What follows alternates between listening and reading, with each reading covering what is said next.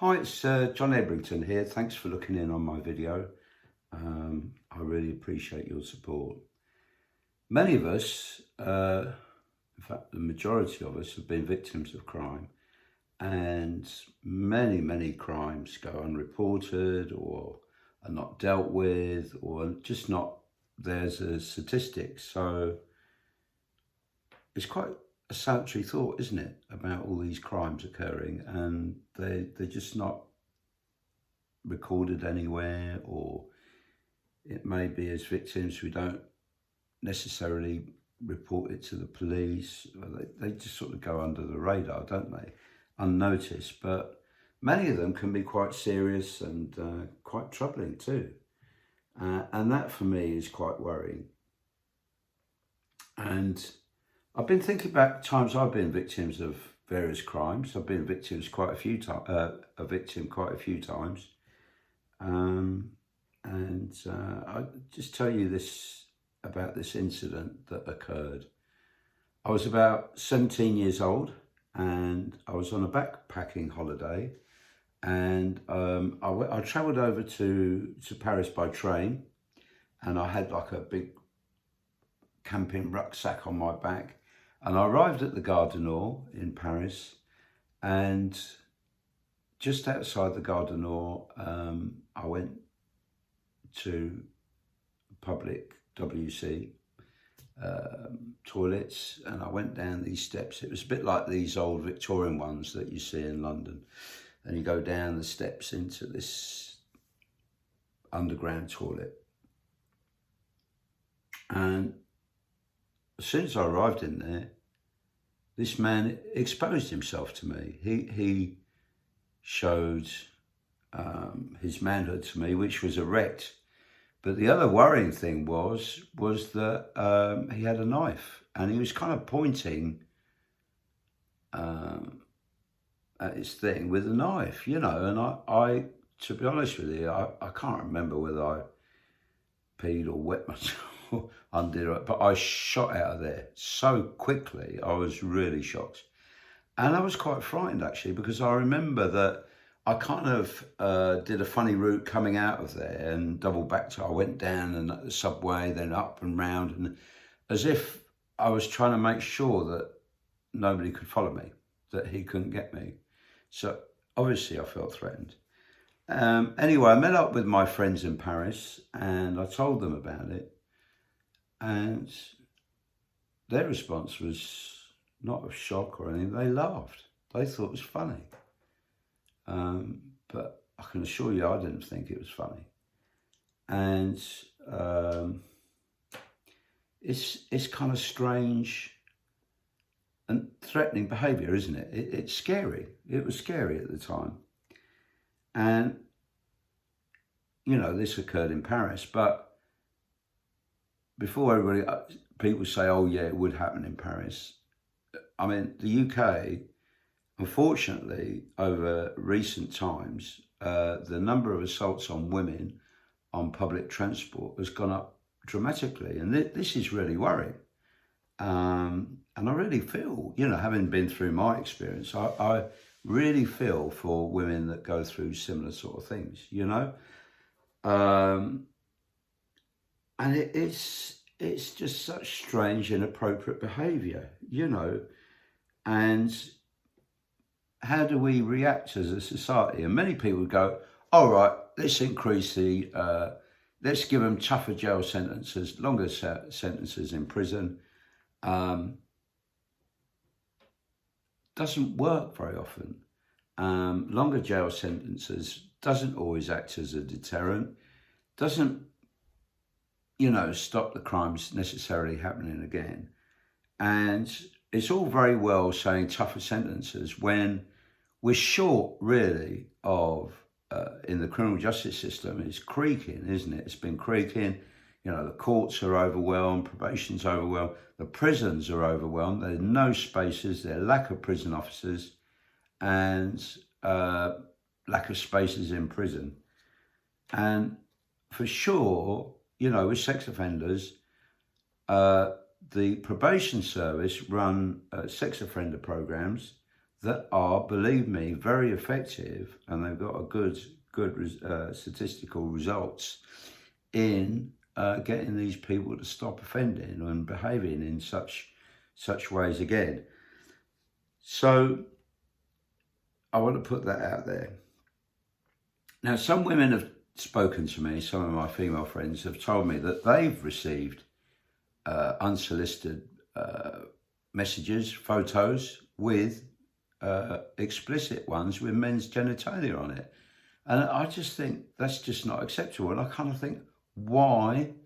I mean, my female friends don't even understand it, but why are they sending these pictures to these women? What's the point? You know, it's kind of almost laughable, isn't it? And why do they think that they want to see that? You know, and there's some sort of funny, disturbed thought pattern there that's kind of doesn't work properly, does it? It's sort of illogical or something, you know, it's ridiculous. And the point is I think the way we grow up, the way we're educated is so important, isn't it? And I think men really need to learn that women are people, they're not objects, and that, you know, women don't want this. And I remember doing a talk somewhere where I was showing these women these apps that they can send back, you know, and it had brilliant photos of animals. One was a cockerel and it said, put it away, don't be so stupid. And one was of an ape going, oh, really brilliant. And it was kind of allowing the victims of these things to answer back in a humorous and assertive way, saying this is out of order, you know, don't do it. But I would urge people just to block people that do that. It's really embarrassing if you know the person as well. And yeah, I remember speaking to a young man and he said, isn't it good to advertise what you got, you know? And I just think, oh dear. We need to learn to respect each other and not to, you know, all these sex texts going around are just not acceptable, really. And I feel for young people now what a lot of pressure it is. And another time I was a victim, but I mean, going back to that attitude, I think, thinking back, when that man showed me, you know, his manhood that was erect, and I think he had a strange grin on his face, as if he thought I'd like to see that, or he was advertising something, you know. And it kind of, to me, perhaps there's a bit of similarity to receiving this photo that people do, you know. It's ridiculous, isn't it? Why should I want to see that, you know? I was shocked. I didn't want that. Outrageous, isn't it? Another time, I used to do voluntary work when I was at school. I used to go voluntary work, and we used to go to a hospital with people with disabilities. And, you know, I was about 14, 15, and we used to play music and football with, you know, things like that. And we'd sort of help serve the teas and things. And this young woman exposed herself to me. She pulled down her knickers and exposed her genitals to me, and even sort of, and I just thought, oh my God, you know. But the point is, you don't prosecute somebody like that, do you? You know, people like that, you educate them. You say, look, no, that kind of behaviour is not acceptable. Now, going back to my incident in Paris, you know, I never reported it to the police. I didn't feel confident or able to. I guess I felt quite perhaps insecure that I was in a different country. My friends didn't really react in a particularly supportive manner by laughing about the incident, but maybe they were trying to just get me to move on, you know. But, you know, going back to the growing incidence of inappropriate behaviour on public transport is worrying, really. And what do? Do you segregate carriages, safe carriages for women only?